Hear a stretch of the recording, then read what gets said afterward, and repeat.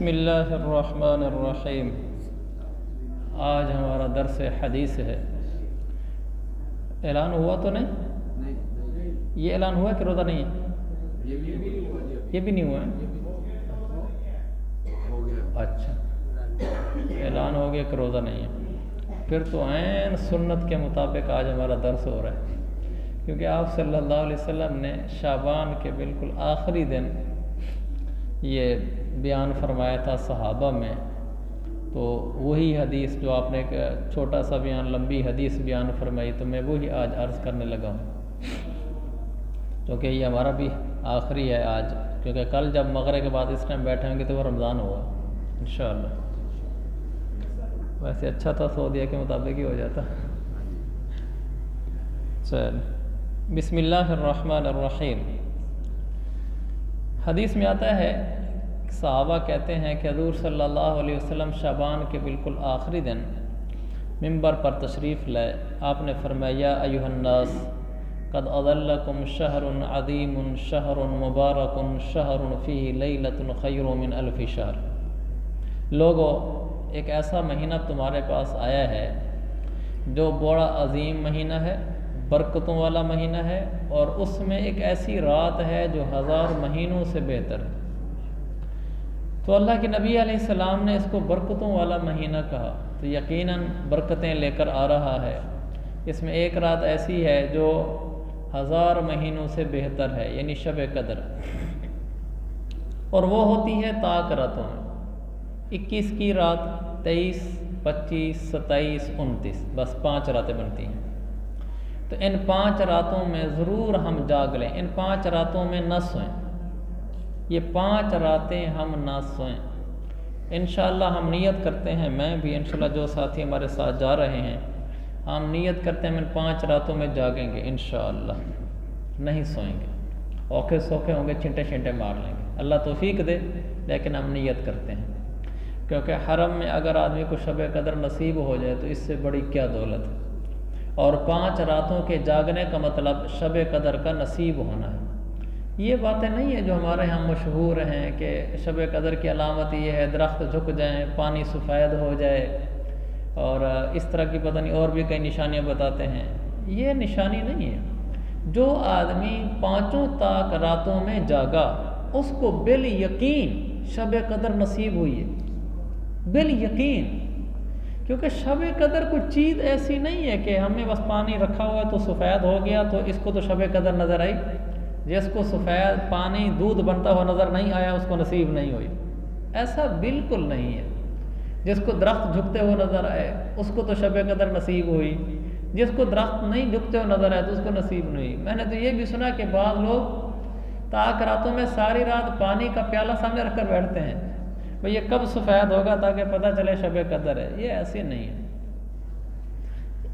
اصل یہی ہے کہ جو آدمی بھی اس رات جاگ کر گزار لے عبادت میں، بس اس کی شب قدر ہو گئی، اس لیے کہ 5 راتوں میں سے ہی کسی رات میں ہونا۔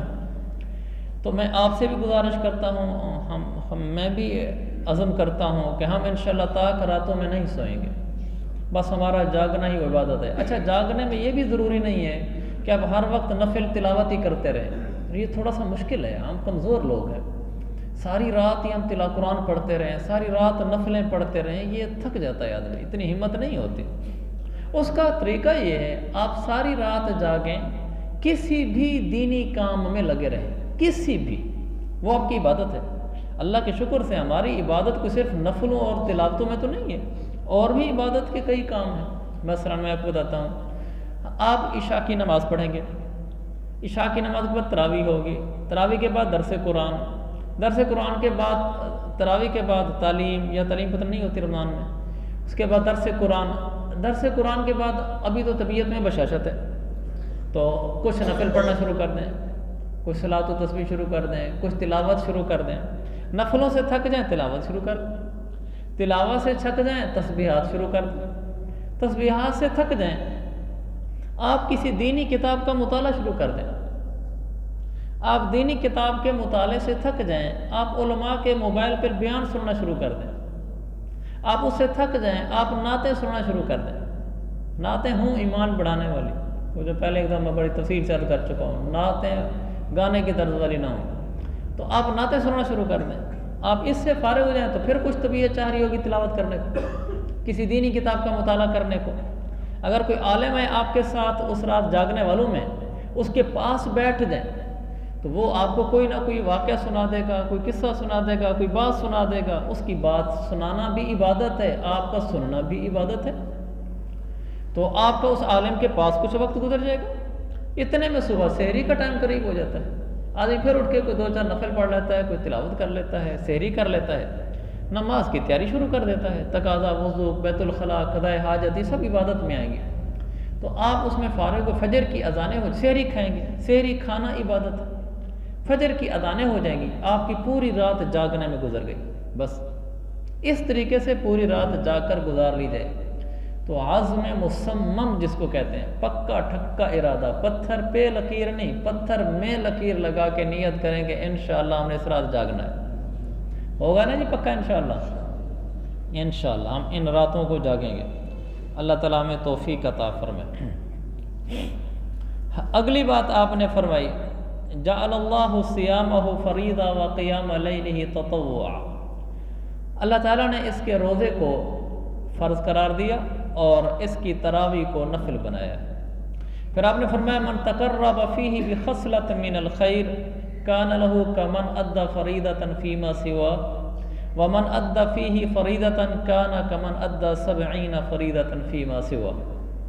آپ فرماتے ہیں جو آدمی رمضان میں ایک نیکی کرے، نفلی نیکی، فرض نہ، اس کا ثواب ایسے ہے جیسے اس نے فرض ادا کیا رمضان کے علاوہ میں، اور جس نے رمضان میں فرض ادا کیا وہ ایسے ہے جیسے غیر رمضان میں 70 فرض ادا کی۔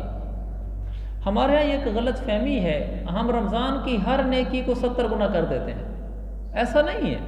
آپ دیکھیں نا حدیث کے الفاظ، جو رمضان میں کوئی فرض ادا کرے گا اس کو تو 70 فرضوں کا ثواب ہے، لیکن جو فرض ادا نہیں کرے گا، کوئی نفلی عبادت کرے گا تو اس کا ثواب فرض کے برابر ہو جائے گا، اور یہ بہت بڑا ثواب ہے، چھوٹا ثواب نہیں ہے۔ اس لیے کہ زندگی بھر کے نفل، ایک آدمی ساری زندگی نفلیں پڑھے اور فجر کے ایک دفعہ 2 فرض چھوڑ دے، یعنی فجر کی نماز کے 2 فرض چھوڑ دے، لیکن ساری زندگی نفلوں میں گزارے، اللہ کے نزدیک اچھا دوسرا آدمی اس نے ساری زندگی نفل نہیں پڑھے لیکن اس نے فجر کے 2 فرض پڑھے تھے، یعنی نماز اس نے کبھی نہیں چھوڑی۔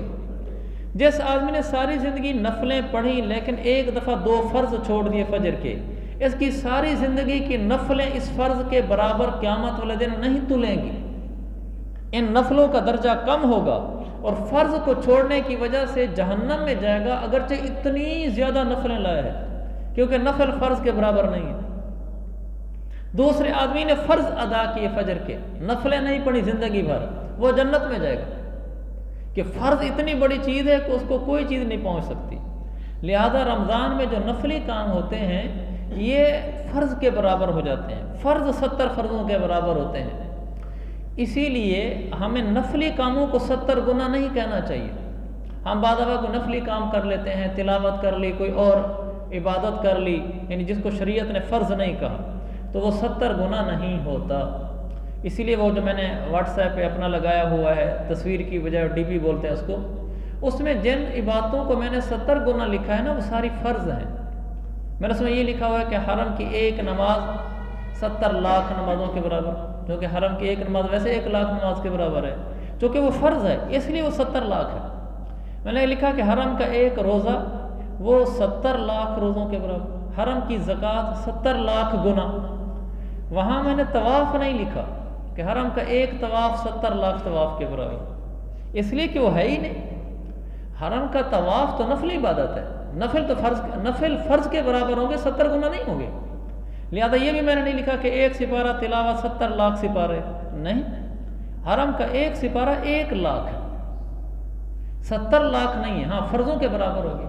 یہاں بھی ہم نفلی جو عبادت کرتے ہیں وہ فرض کے برابر ہو جاتی ہے، وہ 70 گنا نہیں ہوتی۔ بعض دفعہ ساتھی ترغیب دیتے ہوئے کہ ہر ایک نیکی کو 70 سے ضرب دے رہے ہوتے ہیں، ہر ایک نیکی کو 70 سے ضرب دے رہے ہوتے ہیں، ایسا نہیں ہے۔ آپ نے فرمایا جس نے اس مہینے میں کوئی نیکی کی نفلی تو اس کو فرض کے برابر ثواب، فرض ادا کیا تو 70 فرضوں کے برابر۔ پھر آپ نے فرمایا یہ صبر کا مہینہ ہے، صبر کا بدلہ جنت ہے۔ اس مہینے کا صبر تو بالکل واضح ہے، کھانے سے صبر، پینے سے صبر، خواہشات کی تکمیل سے صبر، اور بڑی بات یہ ہے کہ غصے سے صبر۔ آپ نے فرمایا ان صابہ احد فلیقل انی صائم، اگر کوئی روزہ دار کے ساتھ الجھے گفتگو میں، یہ آگے سے صبر کر کے کہے کہ بھائی مجھے روزہ ہے، میں نہیں الجھ سکتا، روزہ رکھا ہوا ہے۔ روزہ صرف کھانے پینے اور خواہش سے رکنے کا نام نہیں ہے، روزہ ہر اس چیز سے رکنے کا نام ہے جو ناجائز ہے۔ غصہ ناجائز ہے، کسی کے ساتھ ناجائز معاملہ کرنا ناجائز ہے، کاروباری لین دین میں دھوکہ دہی کرنا ناجائز ہے۔ روزے میں سب چیزوں کو چھوڑنا ہے، یہی تو صبر ہے، یہی تو جمنا ہے ہم نے۔ جو اس صبر پہ جم جائے گا اس کا بدلہ جنت۔ پھر آپ نے فرمایا یہ ہمدردی کا مہینہ ہے، اس میں ایک دوسرے کے ساتھ ہمدردی کی جائے، اور یہ ایسا مہینہ ہے جس میں مومن کے رزق میں اضافہ کر دیا جاتا ہے۔ ہمدردی کا مہینہ ہے۔ ہمارے اجمی نا بخیلوں کے بخیل ہیں، بخل کے پہاڑ ہیں ادھر پاکستان ہندوستان میں اور اجموں میں، اور عربوں میں سخاوت کے سمندر ہے۔ ہم میں ان میں کچھ بنیادی فرق ہے، فطرتی۔ وہ یہ ہے کہ ہمارے برصغیر پاک و ہند اور عجم کی مٹی میں بخل ہے، بزدلی ہے اور شرک ہے مجموعی طور پر۔ عربوں میں سخاوت ہے، بہادری ہے اور توحید ہے۔ ہم میں یہ کمزوری ہیں۔ تو میرے عزیز بھائیو، ہم سخاوت سے بڑے دور ہیں۔ رمضان میں روزے افطار کرایا کریں لوگوں کے ہمت کے بقدر۔ آگے آ رہا بھی رہا مضمون وہ، آپ میں جتنی ہمت ہے آپ یہاں جامع مسجد میں ایک ترتیب بنا دیں۔ یہاں دسترخوان لگتا ہے افطاری میں رمضان میں؟ نہیں لگتا۔ آپ ماشاءاللہ اتنے بیٹھے ہوئے ہیں، آپ میں سے کوئی آدمی باہمت اٹھ جائے، وہ 5-7 آدمی کو اکٹھا کرے، بعد میں ان سے ملے، فون پہ رابطہ کرے، کہا جی ہم رمضان میں جامع مسجد میں دسترخوان لگانا چاہتے ہیں۔ شہر کی مرکزی مسجد ہے، مسجد دیکھو تو جیسے اسلام آباد کی ہو، اور اندر دسترخوان دیکھو تو جیسے کسی گاؤں پہ ایک کھجور بھی نہیں پڑی ہوتی۔ اگر کوئی مہمان مسافر بھی آ جائے، اس بیچارے کو روزہ کھولنے کے لیے ٹوٹی کے پانی کے علاوہ کچھ نہیں ملتا۔ تو ایسے نہیں ہونا چاہیے کہ 2-4 باہمت ساتھی ہمت کریں، لوگوں کو تیار کریں، ایک دسترخوان روزانہ یہاں افطاری پہ لگنا چاہیے، اس پہ کیا ہو، اور نہیں تو کھجوریں رکھی جا سکیں۔ اتنی بڑی تعداد ہے جامع مسجد کی، ہم ایک چھوٹا سا دسترخوان کھجور اور شربت کا بھی نہیں لگا سکتے؟ بالکل گئی گزری بات ہے یہ تو۔ کچھ ساتھی ہمت کریں، روزانہ 1 کلو کھجور چاہے رکھ دی جائے، چند دانے آ جائیں گے ہر ایک کو، 1 2 3 4 جگ شربت کے بنا دیے جائیں۔ کیا مہنگا ہے شربت، کتنی بوتلیں روح افزا کی لگ جائیں گی، کتنی چینی لگ جائے گی، کیا برف لگ جائے گی، پانی تو ویسے ہی فری ہے، اور کتنی کھجوریں لگ جائیں گی۔ سادہ دسترخوان لگا رہے ہیں۔ کوئی اگر اتنی ہمت کر لینا بھی میں لگاؤں گا پورا مہینہ، تو بڑی ہمت کی بات ہے۔ اگر وہ نہیں لگا سکتا، ساتھیوں کو جمع کرے، کبھی ہم پیسے اکٹھے کرتے ہیں ہم لگائیں گے، لیکن جبر نہ کرے کسی پر، زبردستی کسی سے نہ لے۔ کیوں نہ کہے یار 200 تو دے دینا، 200 تو دے دینا، اس سے بہتر ہے نہ لگائے دسترخوان۔ کسی مسلمان سے اس کی دلی رضامندی کے بغیر پیسہ نکلوانا حرام ہے۔ یہ جو بعض جگہ کتنی نادانی ہوتی ہے، جب 27 کو امام صاحب کا قرآن کا ختم ہوتا ہے، بعض مسجد کی انتظامیہ وہ مسجد کے باہر جو مسجد کی دکانیں ہوتی ہیں ان پر چکر لگاتے ہیں۔ مسجد کے 2-3 آدمی ہو گئے، اس کو کہتے ہیں جی تھوڑا بہت تو دے دو نا، ہمارا ختم ہو رہا ہے، قاری صاحب کا ہم نے مٹھائی کا انتظام کرنا ہے، آج ہمارا ختم ہے۔ وہ گلے سے نکالے گا 200 روپے، نہیں چودھری صاحب تو سیدھے 500 دے نا۔ اب وہ کہے گا جی 200 لے لیں، نہیں جی نہیں چودھری صاحب تھوڑے کو 200 نہیں لینا۔ اب وہ بیچارہ شرما شرمی میں 500 دے گا۔ اب کیسے 3 آدمی چڑھ کے دکان کے گلے پہ آ کے بیٹھ گئے، بھلا اسے چھین نہیں رہے، لیکن جو فضا بنا دی گئی ہے کہ اس کو 2-3 دفعہ کہا ہے تو اس کو 500 دینا پڑے گا۔ یہ ناجائز ہے، یہ حرام ہے، یہ گناہ ہے۔ حدیث ہے لا یحل مال امرئ مسلم الا بطیب نفس منہ، کسی مسلمان کے لیے حلال نہیں ہے اس کا مال اس کی دلی رضامندی کے بغیر لینا۔ دلی رضامندی ہے کہ آپ کہیں جی مسجد کا آپ نے ختم کا سوچا ہے، اول تو مٹھائی بھی ضروری نہیں، آپ اگر کچھ دینا چاہیں تو دے دیں، کچھ دینا چاہیں تو دے دیں، نہ دینا چاہیں تو کوئی حرج نہیں۔ تو یہ بالکل غلط طریقہ ہے۔ اسی طرح بعض جگہ چندے جلسے ہوتے ہیں، علماء کو بلا لیا، جلسہ سٹیج بن گیا، لوگ آ گئے، آخر میں مدرسے کا محترم کھڑا ہو جائے گا، ہاں بھائی لکھواؤ سیمنٹ بوری چاہیے، ہاں بھائی سریا چاہیے۔ یہ لکھوانا غلط نہیں ہے، ٹھیک ہے، لیکن یہ غلط ہے۔ ہاں چودھری صاحب آپ کی کتنی سیمنٹ کی بوریاں لکھیں؟ کتنی جی؟ وہ بیچارہ منہ نیچے کر بیٹھا ہے، چودھری صاحب آپ کتنی بوریاں لکھیں؟ بھرا مجمع ہے، اس کا اچھا خاصا کاروبار ہے، تو وہ کیسے نہ کرے گا؟ پھر وہ کھڑا کے کہے جی میری طرف سے 2 لکھ دیں۔ نہیں جی 2 سے کیا ہوتا ہے، 5 بوریاں کر لو، 3 کر لو۔ اب وہ کہے گا اچھا کر لو، بے شک وہ امیر آدمی ہے، اس کے لیے 2-3 سیمنٹ کی بوریاں کوئی چیز نہیں ہے، لیکن اس کی دلی رضامندی تو ضروری ہے۔ بھرے مجمع میں اس طریقے سے تو اللہ کے نبی نے بھی چندہ نہیں لیا۔ آپ نے چندہ لیا ہے مگر ایسا نہیں لیا۔ کسی مسلمان سے اس کا مال دلی رضامندی کے بغیر بالکل نہ لیا جائے۔ تو میں عرض یہ کر رہا تھا کہ دسترخوان لگے ہماری جامع مسجد میں، اس سال سے نیت کریں۔ کچھ لوگ ماشاءاللہ نا باہمت ہوتے ہیں، سوشل ہوتے ہیں، جن کو یہ چیزیں طریقے آتے ہوتے ہیں کہ وہ ایک جماعت، ایک گروہ، کچھ افراد اکٹھے کر لیتے ہیں، ان کو تیار کر لیتے ہیں، دسترخوان کوئی بھی کام کرنا ہو کار خیر کا کر لیتے ہیں۔ کتنے لوگوں نے سیلاب کے دنوں میں پورے ٹرک تیار کر لی لوگوں کو تیار کر کے۔ تو شرعی طریقے سے تیار کرنا ہے، کسی پر جبر نہیں کرنا، کسی پر شرما شرمی میں بھی پریشر نہیں ڈالنا، جو اپنی محبت سے دے روزانہ دسترخوان لگ جایا کرے۔ ایک دفعہ لگ گیا نا سمجھو اس کا راستہ کھول گیا، پھر یہ سلسلہ نہیں رکے گا، پھر ہر سال لگے گا یہ، پھر آپ چلیں گے پھر یہ لگے گا، پھر یہ اچھے سے اچھا ہوتا جائے گا، یہ بہتر سے بہتر ہوتا جائے گا، پھر اس میں پوری افطاریوں کے نظام ہوں گے، پھر غریبوں کو بھی موقع مل جائے گا، مسافروں کو بھی موقع مل جائے گا، جس کی گھر سے ان بن ہوئی پڑی ہوگی اس کا بھی موقع مل جائے گا وہ کہے گا گھر والوں سے آج میں نے ذرا جلدی جانا ہے مغرب میں۔ خیر سب کو موقع مل جائے گا، افطاریاں ہو جائے کریں گی، رات روزہ کھولنے والے کا اس کو ثواب ملے گا جو شروع میں محرک بنا، سبب بنا۔ تو میں عرض کرنا چاہوں گا کہ ہماری جامع مسجد میں افطاری کا دسترخوان لگنا چاہیے۔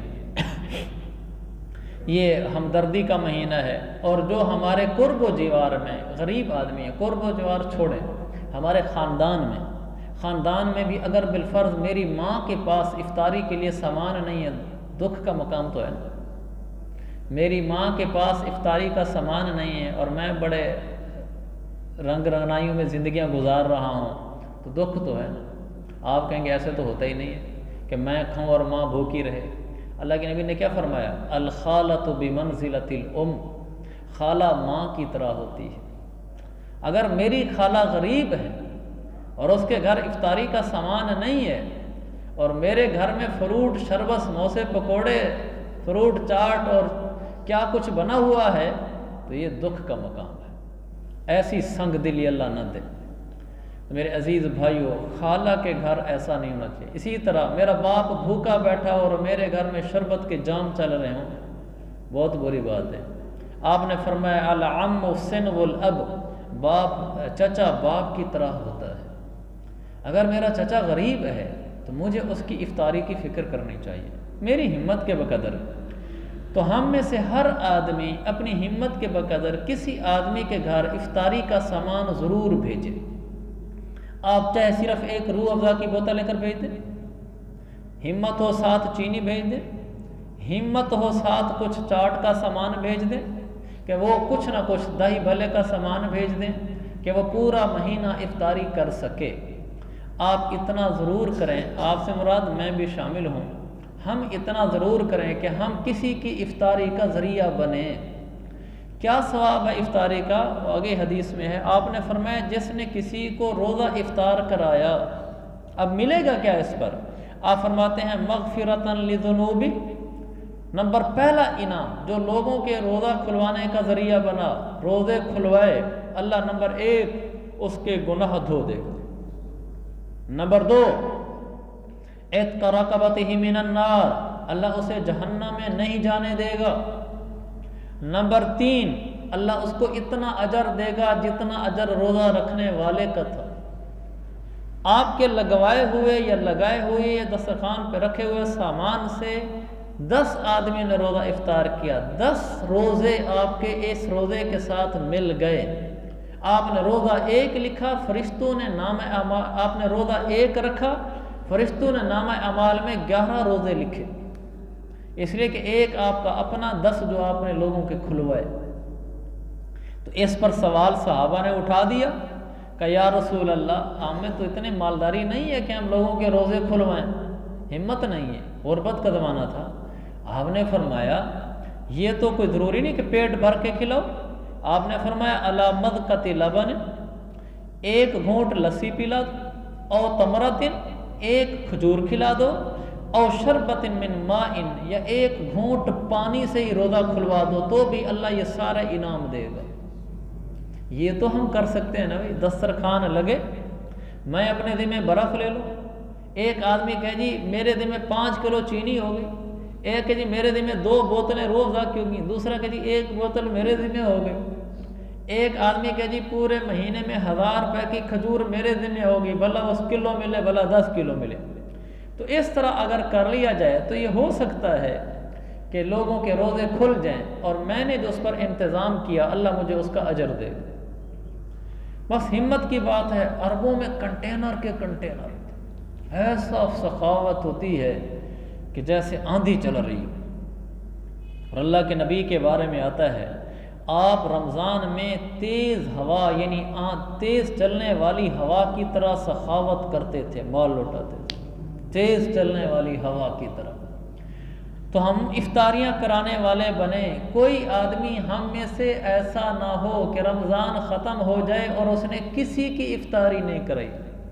اور اللہ کے واسطے ایسی افطاری سے بچیں جس میں نام و نمود مقصود ہو، دیگ چڑھا دی، کوئی بڑا پروگرام کر دیا، سب کو پتہ چلا ملک صاحب چودھری صاحب نے تو کمال کر دیا، اس سے بہتر ہے ایسی افطاری کریں صرف اللہ کو پتہ ہو، اس سے بہتر ہے۔ اور ہمسایہ کے گھر میں اس لیے افطاری کا سامان نہ بھیجیں کہ وہ کہیں گے یار ایسے عجیب لوگ ہیں، پورا مہینہ کبھی افطاری بھیجی نہیں، ہم نے 5 دفعہ بھیجی، اس نے 1 دفعہ بھی نہیں بھیجی، چلو بھی نام رکھنے کے لیے کہ ہمیں کنجوس نہ کہیں ہم بھی بھیج دیتے ہیں۔ یہ کون سا اخلاص ہے؟ آپ 1 دفعہ بھیجیں لیکن اللہ کے لیے بھیجیں کہ یا اللہ افطاری کرانے کا ثواب ملتا ہے، میں اس لیے کرا رہا ہوں افطاری۔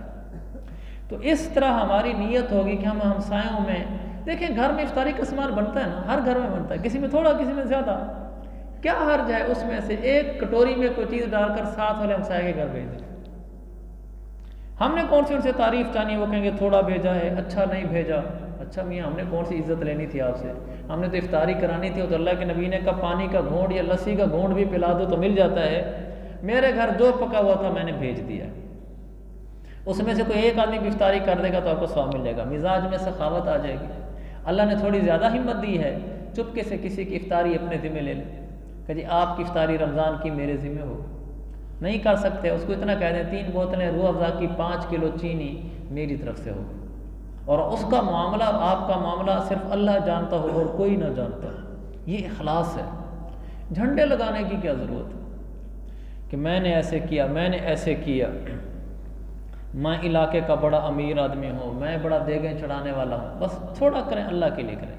یہ تو تھا جس آدمی نے تھوڑا سا بھی کھلا دیا، آپ نے فرمایا من اشبع صائما، اگر کسی نے روزہ دار میں افطاری میں اتنا کھلایا کہ وہ پیٹ بھر گیا اس کا، اب وہ پانی بھی یہاں تک آیا کھڑا ہے، اس کا کھانا بھی یہاں تک آیا کھڑا ہے، رج گیا، تو پھر کیا ہوگا؟ سقاہ اللہ من حوض شربۃ لا یظمأ حتی یدخل الجنہ، آپ نے فرمایا دن قیامت کا ہوگا، یہ میرے پاس آئے گا، حوض کوثر پہ حاضری ہوگی، حاضری قبول ہوگی، میں اس کو جام کوثر پلاؤں گا اور ایسا پیے گا جنت میں داخلے سے پہلے پیاس نہیں لگے گی، یہی شربت جام اس کو حوض کوثر کا جنت میں پہنچا کر رہے گا۔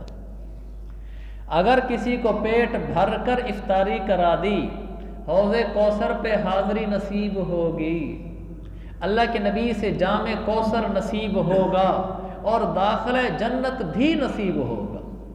پیٹ بھر کر افطاری کرا دی، کیا حرج ہے کہ 2-4 آدمی کی افطاری اپنے ذمے لے لیں، اور نہیں کر سکتے چند دفعہ ذمے لے لیں کہ افطاری کرائیں گے پیٹ بھر کر۔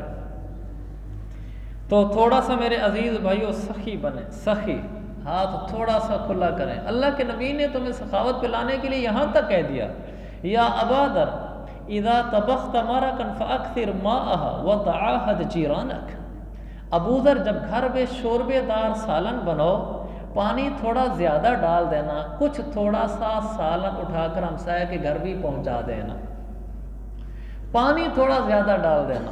آپ نے خود فرمایا اکثر ماء، پانی زیادہ ڈال دینا، شوربہ بڑھ جائے گا، ایک کٹوری ہمسایہ کے گھر بھی پہنچا دینا۔ اس میں تو کوئی خرچہ نہیں لگ رہا۔ اتنی بڑی ہنڈیا میں اگر ایک گلاس پانی ڈال دیا گیا تو پونا گلاس یعنی ایک کٹوری سالن کی نکلے گی نا، تو وہ کسی کے گھر بھیج دیں گے۔ تو اللہ تعالیٰ مجھے اور آپ کو کھلا دل نصیب فرمائے، کھلا دل نصیب فرمائے۔ اور دوسرا نا، کھانے والا مزاج نہ ہو، کھلانے والا مزاج ہو۔ یہ جذبہ نہ ہو کہ یار مجھے کوئی کچھ دے دے۔ یہ کیسی بری بات ہوتی ہے جب کوئی سخاوت کر کے بانٹ رہا ہوتا ہے، ہم کیا کہتے ہیں، یار مجھے تھوڑا ملا، فلانا زیادہ لے گیا یار۔ ہم یہ نہیں کہتے کہ یار اوہو فلانا بڑا اجر لے گیا، وہ بانٹ رہا ہے، میں بانٹنے والوں میں سے نہ ہوا، میں لینے والوں میں سے ہوا۔ کیا ہی اچھا ہوتا میں بانٹنے والوں میں سے ہوتا۔ ہماری منفی نظریں ہوتی ہیں، ہمیں لینے کا شوق ہے، ہمیں دینے کا شوق ہونا چاہیے۔ اور مجھے تو یہ بالکل ناپسندیدہ ہے، چاہے حرمین میں چاہے یہاں، کوئی بانٹ رہا ہو اور جا کر خود لینا، بہت طبیعت پہ گراں گزرتا ہے۔ لوگ بانٹ رہے ہوتے ہیں، خود پہنچ جانا، مجھے دو مجھے دو۔ میں کہتا ہوں آدمی سے پیاسا پانی سے افطاری سحری کر لے، لیکن ہاتھ ایسے نہ کرے کیا مجھے دو، یہ بہت بری بات ہے۔